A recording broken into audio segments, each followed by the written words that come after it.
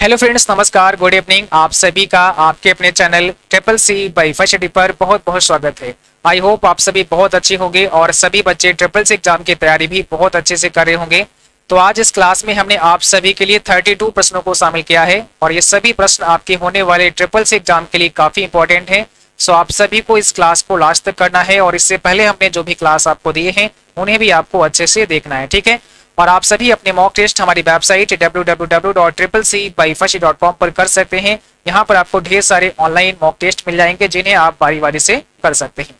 तो आइए स्टार्ट करते हैं। जो भी बच्चे क्लास में आ चुके हैं सबसे पहले आप लोग एक बार शेयर कर दो ताकि और भी बच्चे और भी साथी इस क्लास को ज्वाइन कर पाए, ठीक है। आज का सबसे पहला प्रश्न आप सभी के सामने है और यहाँ पर आपको बताना है छोटे व सुविधाजनक कंप्यूटर जो यात्रा करने वालों के लिए उपयोगी होते हैं। ऐसे कंप्यूटर जो यात्रा करने वालों के लिए उपयोगी होते हैं उन्हें क्या बोलते हैं? Super computer, main frame computer, mini computer या फिर लैपटॉप कंप्यूटर? इसमें कौन सा आपका राइट आंसर होगा? छोटे व सुविधाजनक कंप्यूटर जो यात्रा करने वालों के लिए उपयोगी होते हैं, तो क्या होगा राइट आंसर? यहाँ पर ऑप्शन हमारा हो जाएगा डी, है ना, लैपटॉप हो जाएगा। फिर आपका सही जवाब आपको ध्यान रखना है, ठीक है। क्वेश्चन नंबर सेकंड में बताना है समानार्थी शब्द ढूंढने के लिए आप वर्ड के किस यूटिलिटी का प्रयोग करते हैं? समानार्थी यानी कि सिनोनिम्स, है ना। तो समानार्थी शब्द ढूंढने के लिए आप वर्ड के किस यूटिलिटी का इस्तेमाल करते हैं? बताओ। Spell checker, thesaurus, outliner, grammar checker, इसमें से कौन सा राइट आंसर है? क्वेश्चन नंबर सेकंड आपके सामने है और जो भी बच्चे क्लास में प्रेजेंट हैं आप सभी एक बार क्लास को भाई शेयर करो जल्दी से, और जिन बच्चों ने क्लास को लाइक नहीं किया है तो आप सभी लाइक भी करना है, ठीक है। तो यहाँ पर हो जाएगा आपका ऑप्शन नंबर बी, थिसारस हो जाएगा, आपको ध्यान रखना है। और अगला क्वेश्चन आपको बताना है निम्न में किस क्लाइंट प्रोग्राम के प्रयोग द्वारा इंटरनेट सर्विस तथा www पर उपलब्ध संसाधन का प्रयोग कर सकते हैं? किस क्लाइंट प्रोग्राम? अब क्लाइंट प्रोग्राम कौन सा है जिसके माध्यम से आप इंटरनेट सर्विस यानी कि जो www पर उपलब्ध संसाधन है उनका इस्तेमाल कर सकते हैं? तो यहाँ पर क्या हो जाएगा? ऑप्शन हमारा हो जाएगा बी, वेब ब्राउजर, है ना। वेब ब्राउजर एक वो ऐसा क्लाइंट प्रोग्राम है जिसकी हेल्प से www पर जो भी है वहां पर आप देख सकते हैं। यानी कि अगर आपको इंटरनेट इस्तेमाल करना है ना, कुछ ब्राउज करना है, किसी वेबसाइट पर जाना है तो आपको ब्राउजर का इस्तेमाल करना पड़ेगा, है ना। तो ब्राउजर की आवश्यकता होगी और जैसा कि आपको पता है ब्राउजर आपके कंप्यूटर में होता है। यानी कि अगर आप बात करते हैं गूगल क्रोम की तो गूगल क्रोम क्या है? एक ब्राउजर है। इंटरनेट एक्सप्लोरर एक ब्राउजर है। मोजिला फायरफॉक्स एक ब्राउजर है। तो ये सारे ब्राउजर आप किसी का भी इस्तेमाल करके इंटरनेट पर जो भी चीजें हैं यानी कि www पर आप बोलेंगे जो भी चीजें हैं उनको देख सकते हैं, किसी वेबसाइट पर आप विजिट कर सकते हैं, ठीक है। यहाँ पर आपको बताना है कंसोलिडेटेड डायलॉग बॉक्स में निम्न में से कौन सा फंक्शन नहीं होता है? कंसोलिडेटेड डायलॉग बॉक्स में कौन सा फंक्शन नहीं होता है? बताओ क्या होगा यहाँ पे राइट आंसर? तो आपको पता है यहाँ पर एवरेज, इवन, मैक्स होता है, बट प्रिंटर का ऑप्शन नहीं होता है। ऑप्शन ये है यहाँ पर प्रिंटर आपका राइट आंसर। क्वेश्चन नंबर 5 में बताना है एक टर्मिनल जिसमें लोकल प्रोसेसिंग की क्षमता नहीं होती है वह कहलाता है।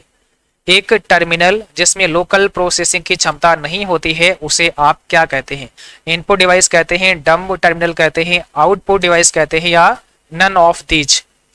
क्वेश्चन नंबर 5 में क्या होगा? ऑप्शन हमारा बी हो जाएगा, उससे डम्ब टर्मिनल कहते हैं, है ना। ऑप्शन बी हमारा यहाँ पे करेक्ट है। क्वेश्चन नंबर 6 कहता है अक्षरों का केस बदलने के लिए हम MS पावर पॉइंट में प्रयोग करेंगे। आप MS पावर पॉइंट में अक्षरों का केस चेंज करना चाहते हैं। केस चेंज का मतलब समझे, अगर आप कैपिटल लेटर है उसको स्मॉल लेटर में करना चाहते हैं, है ना, तो इसे बोलते हैं केस चेंज करना। जैसे अगर स्मॉल लेटर में लिखा गया है तो उसको आप कैपिटल लेटर में कर सकते हैं या सेंटेंस केस में कर सकते हैं, ठीक है, या फिर टाइटल केस में कर सकते हैं। तो क्या होगा इसके लिए शॉर्टकट की शिफ्ट के साथ में F3, ऑप्शन सी जिन बच्चों ने दिया है उनका बिल्कुल राइट आंसर है। शिफ्ट के साथ में F3 आपको दबाना होता है, इससे आप केस चेंज कर सकते हैं। अगर आप अपर केस में करना चाहते हैं तो कर सकते हैं, लोअर केस में कर सकते हैं, सेंटेंस केस में कर सकते हैं, टाइटल केस में कर सकते हैं, टॉगल केस में कर सकते हैं। तो शिफ्ट F3 आप इसके लिए इस्तेमाल करेंगे। क्वेश्चन नंबर 7 कहता है NAGP का पूरा नाम क्या होता है? इस क्लास की आज PDF भी हम आपको अवेलेबल कराएंगे और लास्ट में भी बताएंगे कि इसका PDF भी आपको कहाँ मिलेगा, इसका PDF आप कहाँ से डाउनलोड कर सकते हैं। और एक आप सभी के होमवर्क भी हम आपको देंगे, ठीक है। एक आपके लिए आज होमवर्क भी मिलेगा, तो वो होमवर्क क्या रहेगा और कहाँ पर मिलेगा ये हम आपको इस क्लास के लास्ट में समझाएंगे और बताएंगे, ठीक है। तो अभी आपको बताना है NEGP का फुल फॉर्म क्या होता है। इसका मतलब होता है national e governance plan. Option हमारा सी हो जाएगा, नेशनल ई गवर्नेंस प्लान होता है NEGP का पूरा नाम। क्वेश्चन नंबर 8 में बताना है माउस की स्क्रॉल प्रॉपर्टी को निर्धारित किया जा सकता है। माउस की स्क्रॉल प्रॉपर्टी को आप निर्धारित कर सकते हैं। Can the scroll property of the mouse be determined. तो यहां पर yes, no, yes any time, yes only, while installing. क्या होगा? Yes any time. हाँ, आप किसी भी समय माउस की स्क्रॉल प्रॉपर्टी को निर्धारित कर सकते हैं। ठीक है। क्वेश्चन नंबर 9 कहता है एक छोटा नेटवर्क जो इंटरनेट की सुविधा देता हो और कई कंप्यूटर का समूह हो उसे क्या कहते हैं? एक छोटा नेटवर्क जो इंटरनेट की सुविधा देता है और कई कंप्यूटरों का समूह है, ऐसे कंप्यूटर को क्या बोलेंगे? होस्ट, एड्रेस, सब डोमेन या नथिंग। तो यहां पर क्या होगा? ऐसे कंप्यूटर को आप होस्ट बोलते हैं। देखो होस्ट क्या होता है? होस्ट एक ऐसा कंप्यूटर होता है जो अपनी सर्विस बाकी कंप्यूटर को प्रोवाइड करता है, अपनी सेवा बाकी कंप्यूटर को प्रोवाइड करता है, उसी को हम होस्ट कहते हैं। ठीक है। और इस होस्ट से यानी कि जो कंप्यूटर अपनी सेवाएं बाकी कंप्यूटर को प्रोवाइड कर रहा है, ठीक है, तो ये तो खुद होस्ट हो गया। और बाकी के कंप्यूटर जो यहाँ इससे कनेक्ट हैं, इसको क्या बोलते हैं? इनको हम क्लाइंट बोलते हैं। ये हमारे क्लाइंट होते हैं या फिर इनको नोड नाम से भी जाना जाता है। ठीक है, ध्यान रखना है, नोड।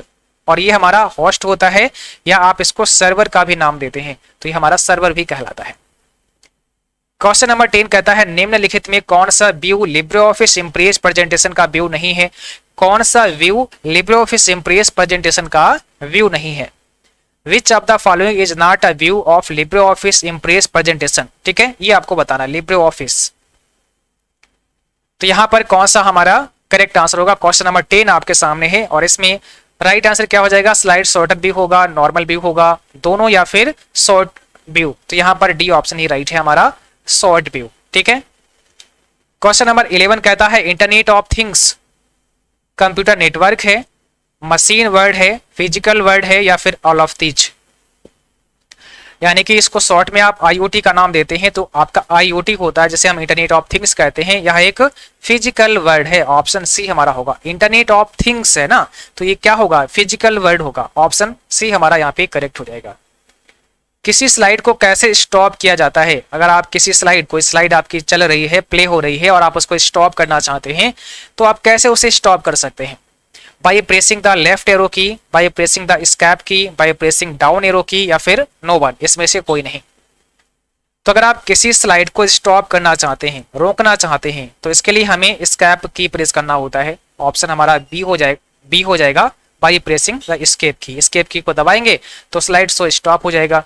स्लाइड शो स्टार्ट करना है, शुरू करना है, प्रारंभ करना है, क्या दबाना पड़ेगा? F5। F5 प्रेस करने से हमारा स्लाइड शो स्टार्ट हो जाता है। बट अगर हम जिस स्लाइड पर वर्क करते हैं वहीं से स्लाइड शो स्टार्ट करते हैं तो हमें क्या करना पड़ता है? फिर हमें शिफ्ट के साथ में F5 प्रेस करना होता है। शिफ्ट दबाया, F5 दबाएंगे तो क्या होगा? जहां पर आप थे वहीं से स्लाइड शो स्टार्ट हो जाएगा। और F5 दबाने से स्टार्टिंग से स्लाइड शो हमारा स्टार्ट हो जाता है। और अगर हम स्लाइड शो को स्टॉप करना चाहते हैं, रोकना चाहते हैं, तो फिर हमें एस्केप बटन प्रेस करना होता है।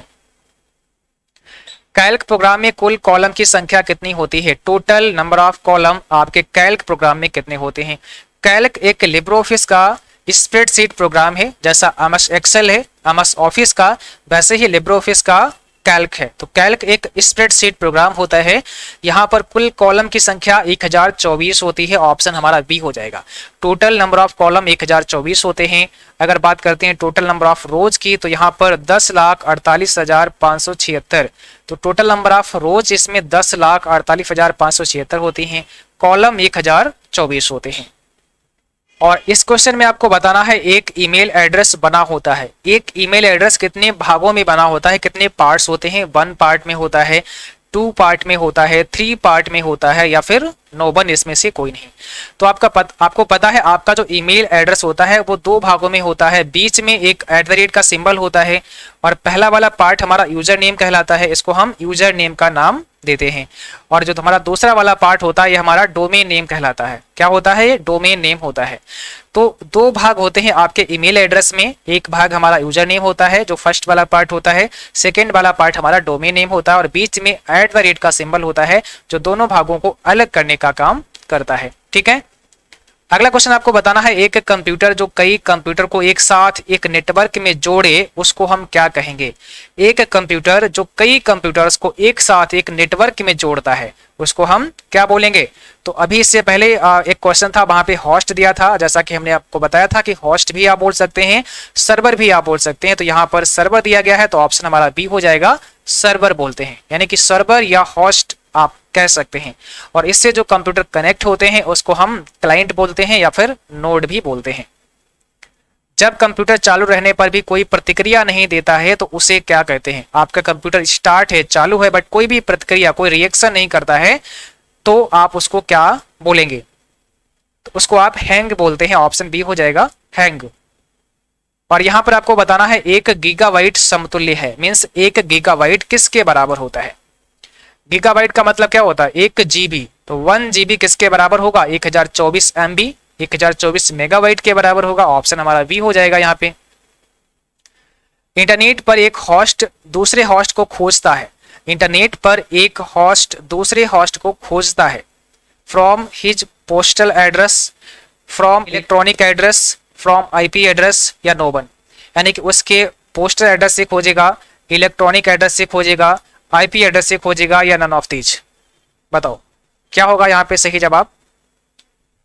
तो यहाँ पर हमारा राइट आंसर हो जाएगा from IP address, option number C हो जाएगा। ठीक है, फ्रॉम IP एड्रेस ध्यान रखना है।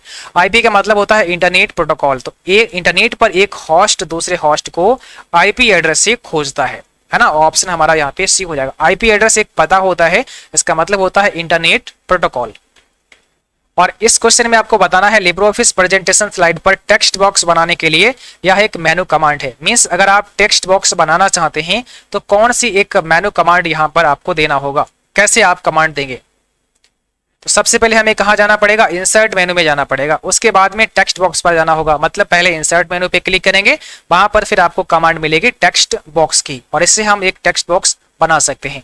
तो ऑप्शन हमारा यहाँ पे सी करेक्ट हो जाएगा। और इस क्वेश्चन में आपको बताना है 200 रुपए के नोट का रंग कैसा होता है? What is the colour of 200 rupees note?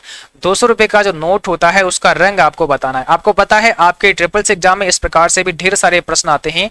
तो जो भी आपकी करेंसी के कलर हैं और इनका जो साइज है, अधिकांश आपसे क्या पूछते हैं? इसमें कलर पूछते हैं और आपसे साइज पूछते हैं। तो ये कलर और साइज इसका हम एक PDF बना करके अपने एप्लीकेशन पर डाल देंगे, जहां से आप उसे फ्री ऑफ कॉस्ट डाउनलोड कर सकते हैं।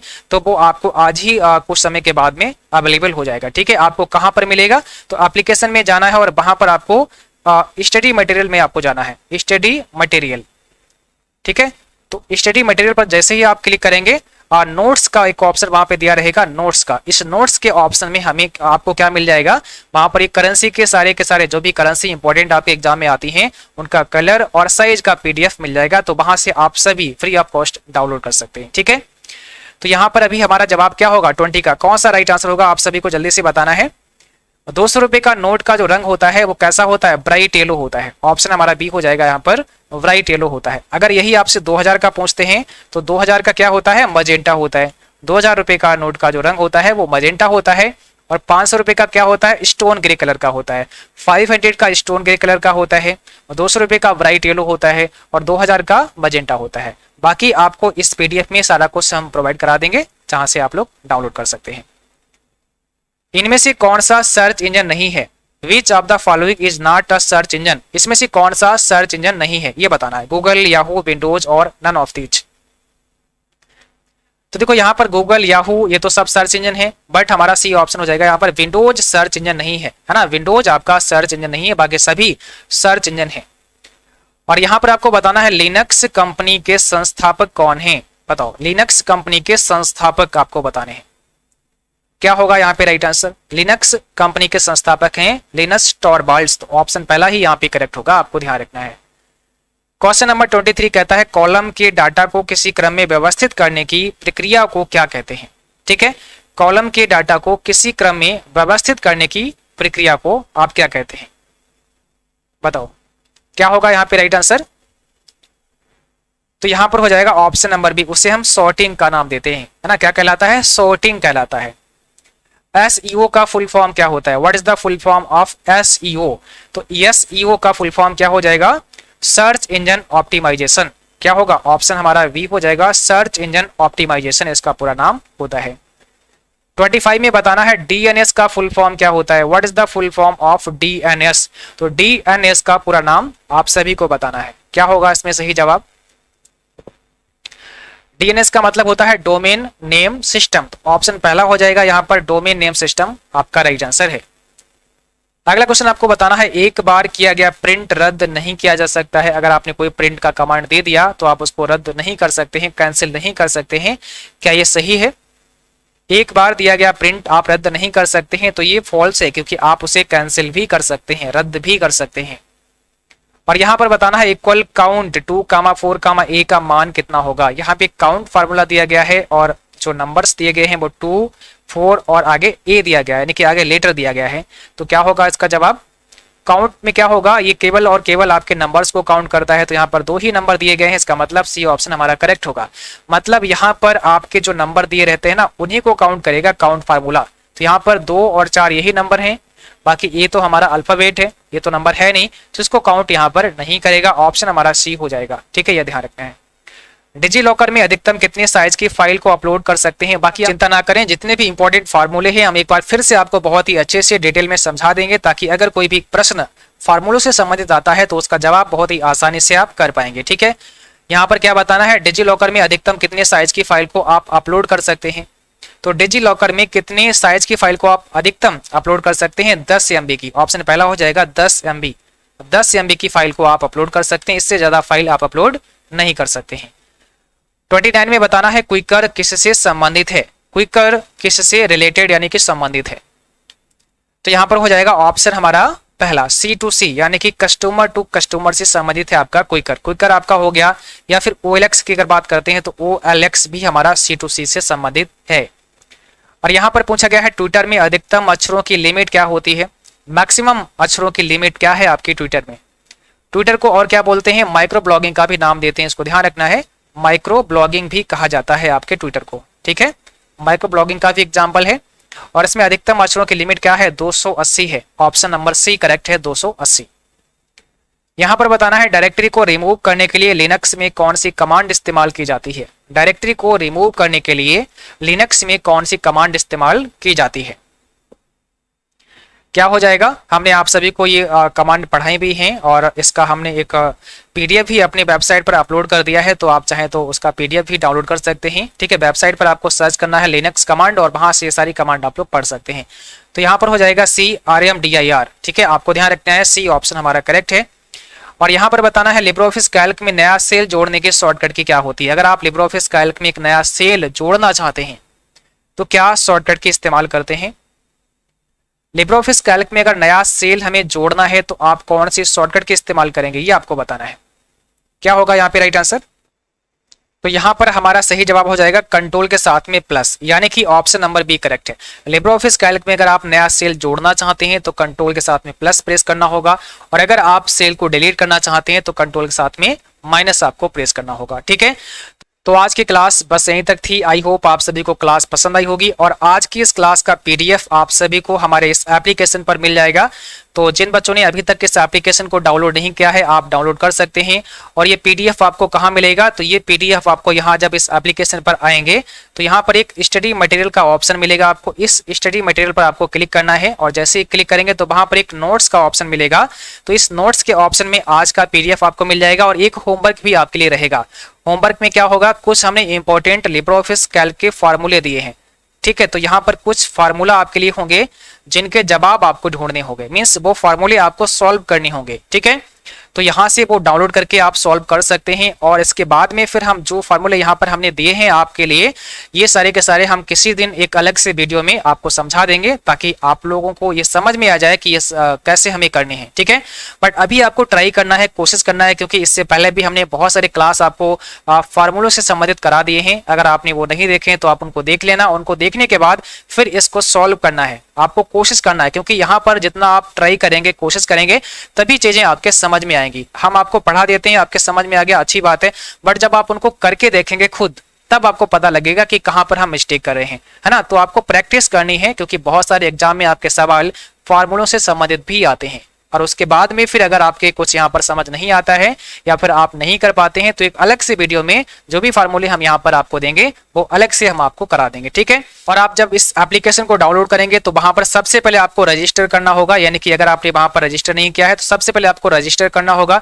और रजिस्टर करने में आपको एक बात ध्यान रखनी है, यहाँ पर जब पासवर्ड बनाएंगे तो बहुत सारे बच्चों को पासवर्ड बनाने में दिक्कत होती है। तो पासवर्ड में क्या है, कम से कम 6 लेटर होना चाहिए, और उसमें भी सबसे पहला जो लेटर होगा वो कैपिटल होना चाहिए। जैसे मान लिया हमें अपने नाम से इसमें एक पासवर्ड बनाना है, तो हम क्या करेंगे, सबसे पहले अपना जो लेटर है ना, स्टार्टिंग वाला, शुरुआत का जो फर्स्ट लेटर है, उसको कैपिटल करते हैं। तो हमें डी कैपिटल बनाना होगा, बाकी हम यहाँ पर देवेंद्र लिख सकते हैं ऐसे करके। तो पहला लेटर हमने कैपिटल कर दिया, बाकी सभी स्मॉल, और कम से कम 6 लेटर होना चाहिए। उसके बाद में कोई ना कोई एक हम स्पेशल कैरेक्टर देंगे, जैसे @ का सिंबल लगा सकते हैं, हैश का सिंबल आप लगा सकते हैं, कोई भी लगा दीजिएगा, और 1 2 3 कोई नंबर आप दे दीजिएगा, कोई भी नंबर आप चाहो वो यहाँ पे डाल सकते हो। मतलब पहला लेटर आपका कैपिटल होना चाहिए, बाकी के स्मॉल होना चाहिए, और कम से कम आपके 6 लेटर होने चाहिए, और बीच में कोई स्पेशल कैरेक्टर होना चाहिए, और बाद में कोई भी नंबर आप डाल सकते हैं। तो आपका यहाँ पर पासवर्ड बन जाएगा और आप इसमें सक्सेसफुली लॉग इन कर पाएंगे, ठीक है। तो आई होप आप सभी को ये चीजें समझ में आ चुकी होंगी, और ये क्लास आपको अच्छी लगी होगी। क्लास पसंद आई हो तो उसको लाइक शेयर करना है, और जिन बच्चों ने अभी तक चैनल को सब्सक्राइब नहीं किया है तो सभी को सब्सक्राइब भी करना है, साथ में घंटे के भी बटन को दबा लेना है, ताकि आप सभी को नोटिफिकेशन भी मिलते रहे। तो आज के लिए बस इतना है, मिलेंगे आपको अगली क्लास में, तब तक के लिए जय हिंद, बाय बाय।